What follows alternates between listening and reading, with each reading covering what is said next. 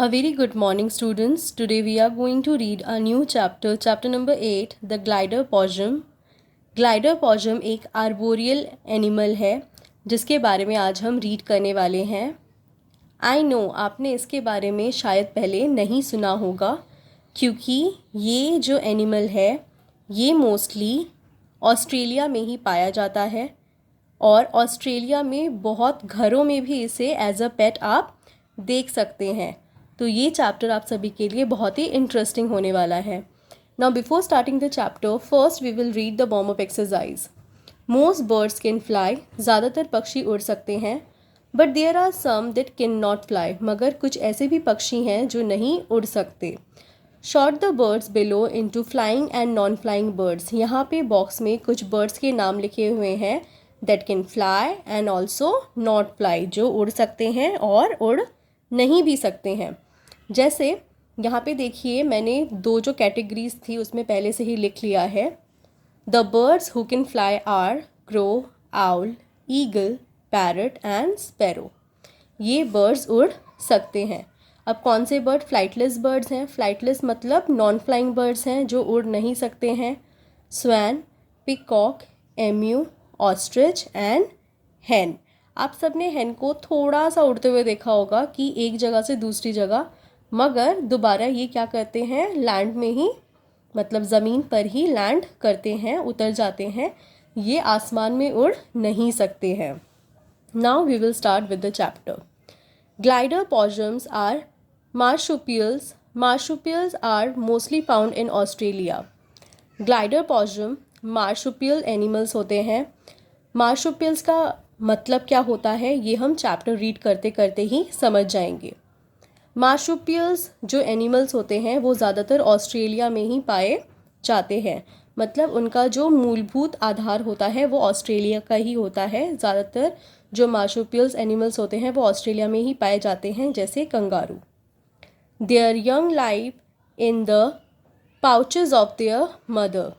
ये जो छोटे ग्लाइडर पॉजम्स होते हैं, जो बेबी ग्लाइडर पॉजम्स होते हैं, वो अपने माँ के पाउच में ही रहते हैं। जैसे आपने कैंगारू को देखा होगा, कैंगारू जो बेबी कैंगारू होते हैं वो अपने माँ के पाउच में ही रहते हैं। उनके पेट में ही एक थैला सा सैक सा बना हुआ होता है जिसमें जो बेबी कैंगारू होता है वो रहता है। उसी तरह से ग्लाइडर पॉजम्स को भी मार्शुपियल्स एनिमल इसीलिए बोला जाता है क्योंकि जब वो छोटे होते हैं तो वो भी अपने माँ के पाउच में ही रहते हैं।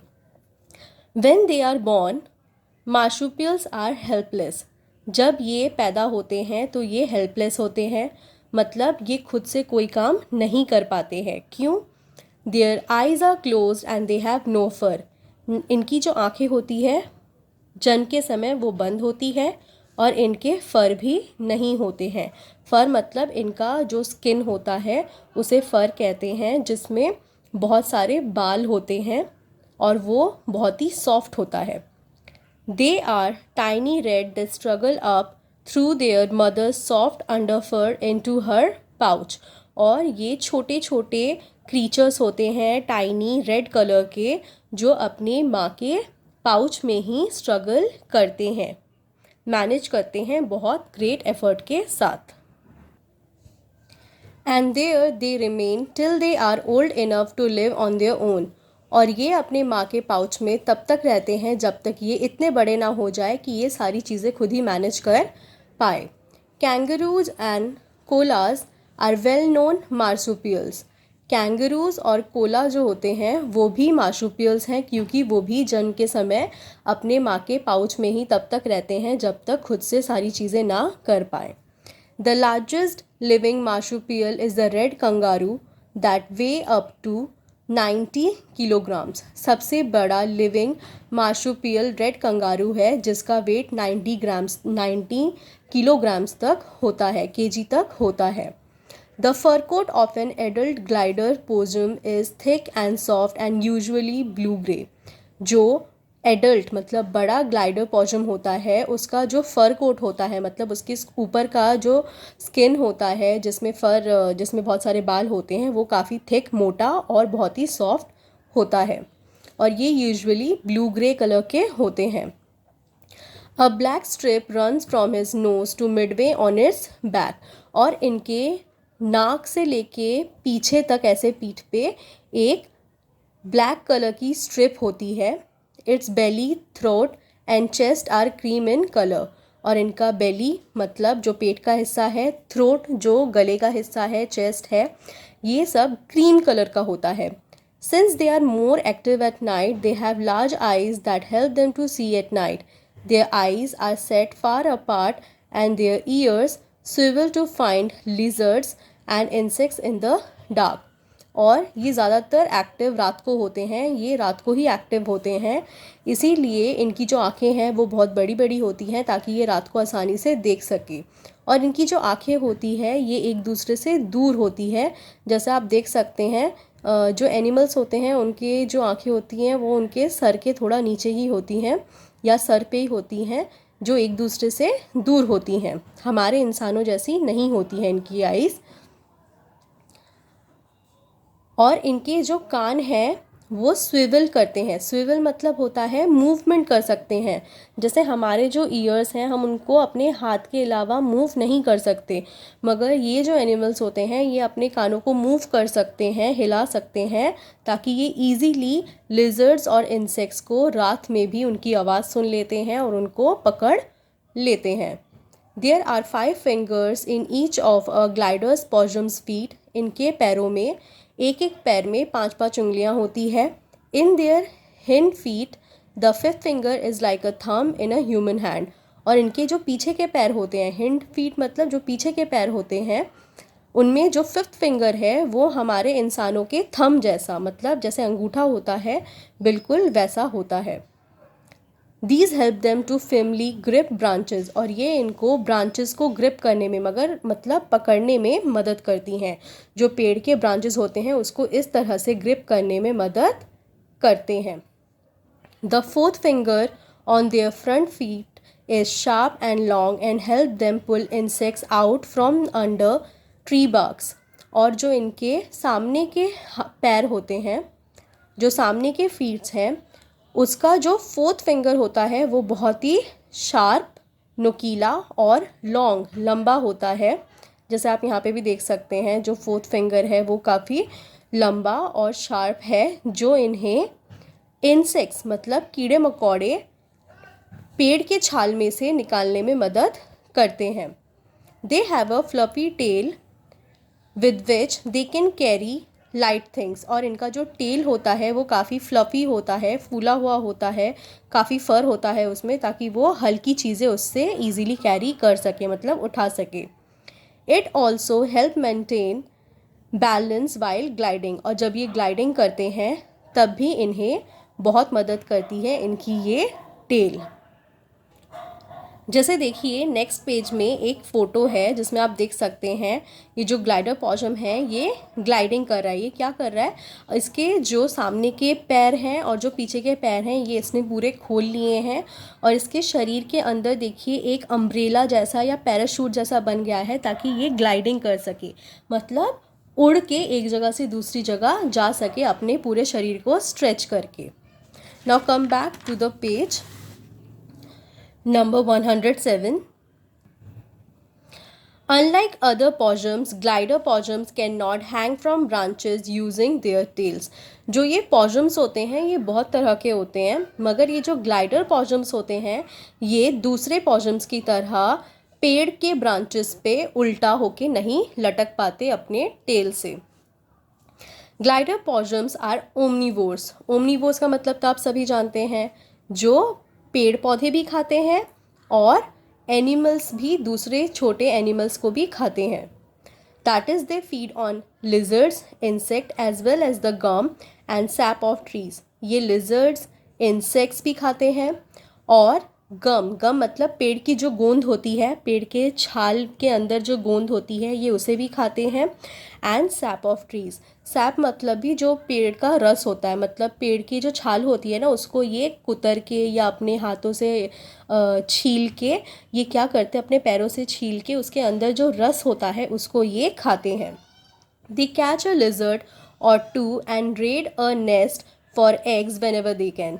ये लिजर्ड्स, एक या दो लेजर्ड्स को भी एक साथ पकड़ लेते हैं, या कभी कभी दूसरों के घोंसलों में भी ये अटैक करते हैं। रेड मतलब अटैक करते हैं जब भी इनको मौका मिलता है, जब वहाँ पे मदर बर्ड्स नहीं होते हैं, पेरेंट्स बर्ड नहीं होते हैं, तो ये अंडों को भी खा जाते हैं। They have been known to eat insects in summer and rest of the year they can eat acacia gum. और ये क्या करते हैं, ये समर में इंसेक्ट्स खाते हैं और बाकी के साल में ये क्या करते हैं, एशिया गम्स मतलब जो बबूल का पेड़ होता है उसके गोंद को ये खाते हैं। यूकलिप्टस सैप, और जो यूकलिप्टस पेड़ होता है उसका भी ये रस खाते हैं। उसके जो पेड़ का छाल होता है, बार्क होता है, उसको छील के अपने हाथों से या मुंह से छील के अंदर का जो रस होता है उसे ये खाते हैं। हनी ड्रू मतलब खरबूजा खाते हैं। एंड इवन पॉलन्स, पॉलन मतलब होता है fine powder usually yellow formed in flower. फूल का जो पाउडर जैसा एक येलो कलर का नहीं होता पॉलन, उसे भी ये खाते हैं। It is not easy to get the sap of trees, जो पेड़ का रस होता है, सैप होता है, वो खाना इतना ईजी नहीं होता है, मिलना इतना ईजी नहीं होता है। जैसे मैंने आप लोगों को पहले भी बोला है, वही यहाँ पे लिखा हुआ है। Possums first need to remove the bark of the tree, पहले उनको जो पेड़ का छाल होता है उसे हटाना पड़ता है। And then bore holes into it with their teeth to get the sap और गम, उसके बाद वो अपने दांतों से उसमें होल बनाते हैं और उसके बाद उन्हें सैप और गम मिलता है खाने को। They eat up to 11 grams of dry food matter each day, वो एक दिन में कम से कम 11 ग्राम ऑफ ड्राई फूड खा लेते हैं। मतलब जैसे पेड़ का छाल हो गया या पत्ते हो गए, सैप, गम, ये सब ये एक दिन में 11 ग्राम इनको चाहिए ही चाहिए। Which shows how small they are, जिससे पता चल जाता है कि ये कितने छोटे जानवर होते हैं, क्योंकि 11 ग्राम बहुत ही कम होता है। They get half of their water from the rain water collected on large leaves or holes in the tree trunk, और पानी ये कहाँ से पीते हैं, जो रेन वाटर होता है जो बड़े बड़े लीव्स में इकट्ठा होता है, वही रेन वाटर पी के ये अपनी प्यास बुझाते हैं, जो लीव्स में इकट्ठा होता है या ट्री के ट्रंक में इकट्ठा होता है।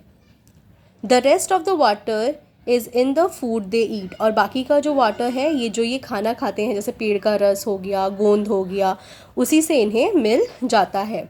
Glider possums live